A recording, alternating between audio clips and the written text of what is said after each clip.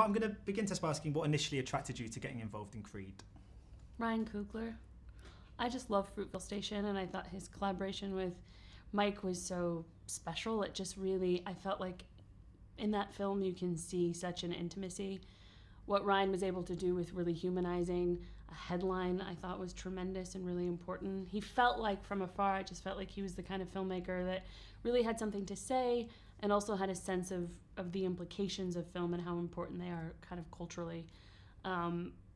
So I didn't know anything about, because I truthfully was not a huge Rocky fan. I watched it some as a kid, but when I heard Creed, I didn't think of Apollo Creed. I thought of maybe the band, but I'm sure that wasn't the movie he was making. So I was like, I don't know what movie he's making, but I want to be in it.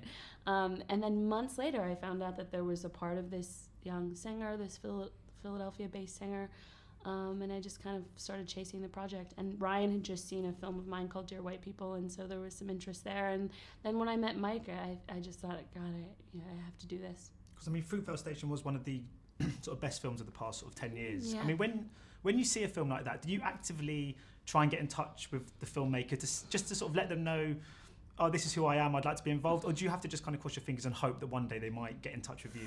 Well, I used to be, I'm glad you asked that, because I used to be sort of like cross your fingers and you just put it out there cosmically and you hope that someday it materializes. But now I feel like, I'm just going to start reaching out to people, which is kind of what I did, in the sense that I saw Ryan across a party at Sundance while I was there for Dear White People, and I just went up to him just to tell him how much I love Fruitvale Station and to meet him.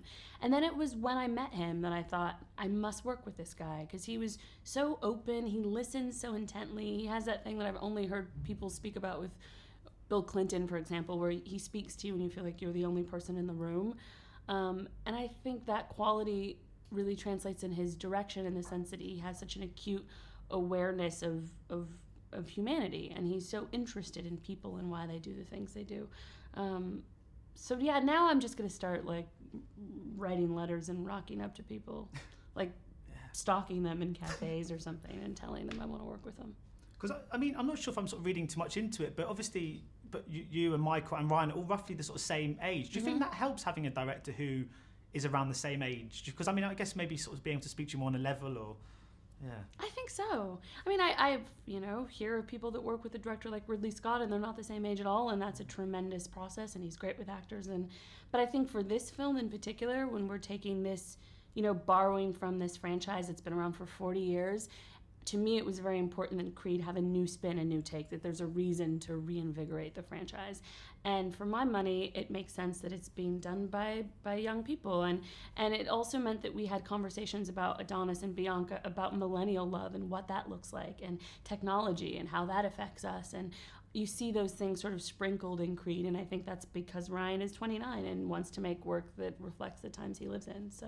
And as you mentioned, of course, you play a musician and you wrote lots of original songs. Do you reckon we can ever see them released anywhere? Because there's some great stuff in there. Yeah, instead of trying to write for the movie, we pursued it like Ludwig Göransson and I, the composer, like we were making a record. So there are about 7 or 8 songs that don't appear on the movie that, I like some of them.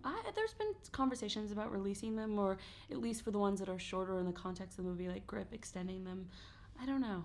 We'll see. And just finally, I mean, you've worked with some incredible filmmakers, Ryan Coogler, Ava DuVernay, John Michael McDonough. I mean, we're saying how fantastic these people are and so creative. Are you sort of consciously learning from them? Have you ever got any ambitions yourself to one day perhaps direct, produce, write, or do something behind the scenes? And if so, are you kind of trying to study their craft in some way? Yes. Exactly that. Yeah, I'm really interested in directing. I mean, it's, for me, I even when I'm working as an actor, I feel like I'm just pursuing it as if I consider myself a filmmaker more than an actor, in the sense that I make films and I storytell, and so I'm one piece of it. But I hate the feeling like you're just a cog in something moving, So I can't help myself when I'm on set. I'm always thinking about the way in which the totality of it works. So maybe at some point that will translate in me wanting to be at the helm of something. But these are the people that I've worked with recently are the best people on earth to learn from. They really are. Brilliant. Thanks so much for your time today. Thanks Much so appreciated. Much.